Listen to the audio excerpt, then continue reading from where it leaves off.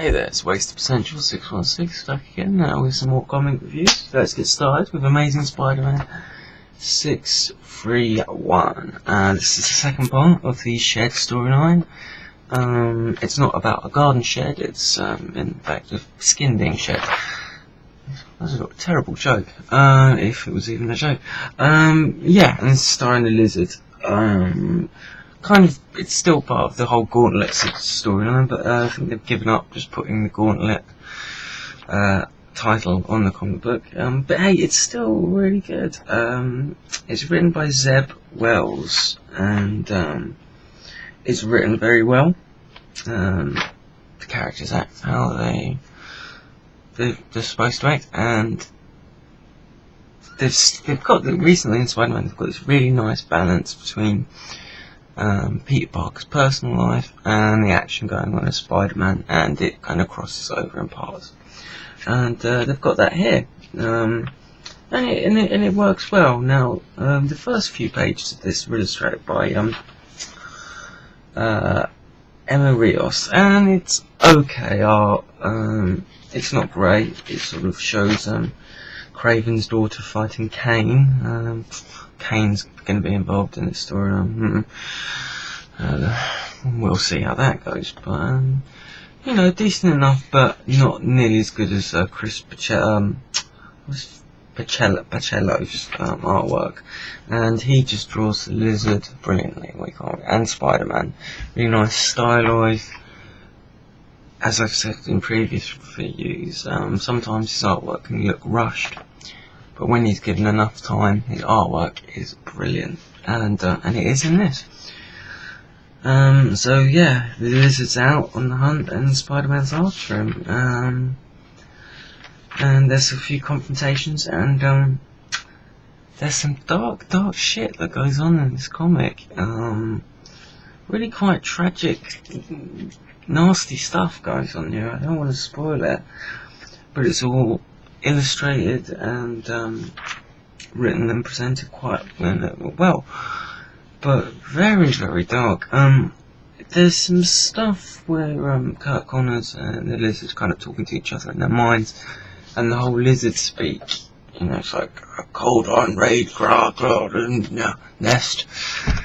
That gets a bit tedious, I have to say, but apart from that, this was a really good issue. But I do warn you, some dark, nasty stuff happens here, so be prepared for that. But yeah, I'm looking forward to the next issue. I do have to say, this whole Gauntlet thing is kind of dragging on a little bit, because it's kind of building up to Kraven's hunt or whatever, the return of Kraven, or just his family sort of fighting Spider-Man.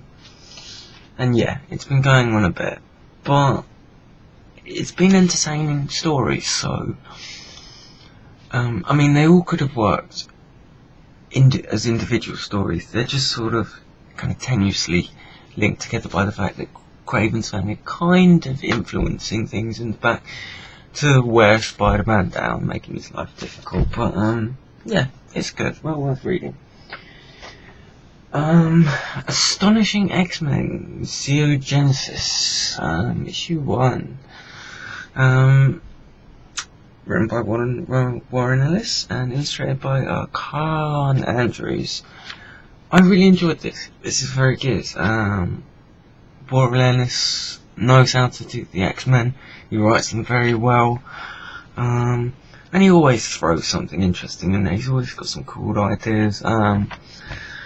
There's a cool bit I like with Wolverine's little speech on African politics, and why that might sound a bit boring. It's very interesting. Interesting to see what he has to say about Nelson Mandela. It's all historically accurate as well. But yeah, interesting stuff. As with a lot of Warren Ellis' stories, with first issues, he sets a lot up. So in this, the action hasn't started up, but you can see he's setting the pieces and, you know, preparing the reader. And he does a very good job. The character interaction is brilliant. The way Cyclops and Storm interact, brilliant. Wolverine's written great. everyone here is just really good.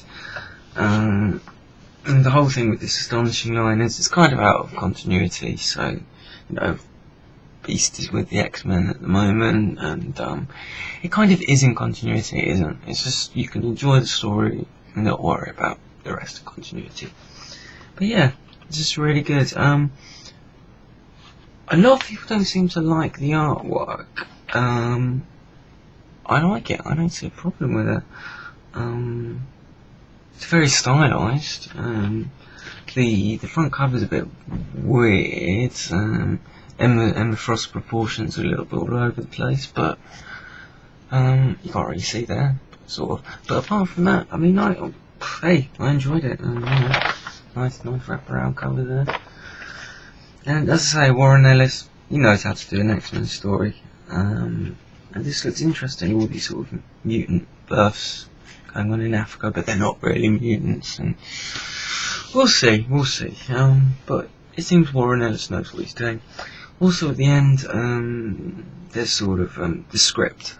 A lot of people don't like that. I think it's padding in a comic book, but I like it. I like to see the process and how comic books are put together, so I enjoyed that. So yeah, I recommend picking this up. One other thing though, what the fuck happened to the last Astonishing X-Men story which Warren Ellis was doing? It's just kind of dropped off the earth. Is it being finished? You know, or is it just stopped? You know, it's halfway through a storyline, so we'll see. But it's that's not very good, Marvel. Come on, you know. Alright, now I'm going to be brief with this. Wolverine, 900, very thick comic book, pricey, just lots of short Wolverine storylines. This wasn't really worth the money, I don't think.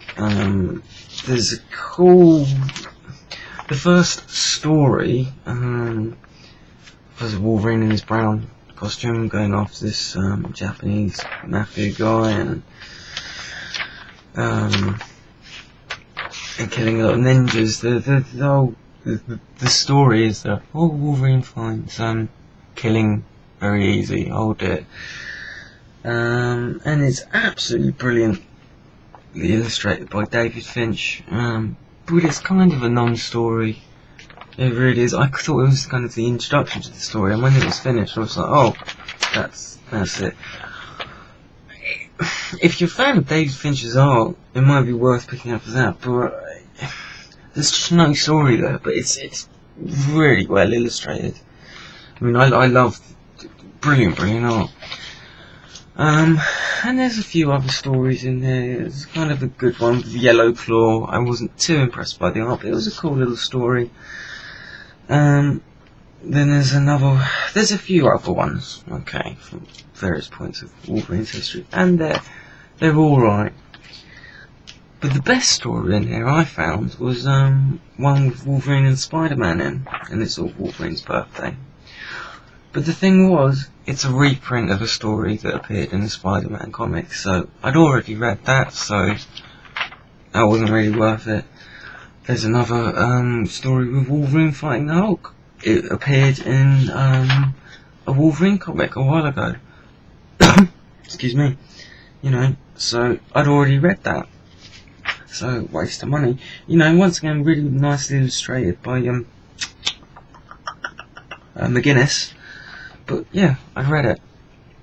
And there's another story, I say story, very short story of Wolverine fighting off some wolves to save a family. Hardly any dialogue, if any.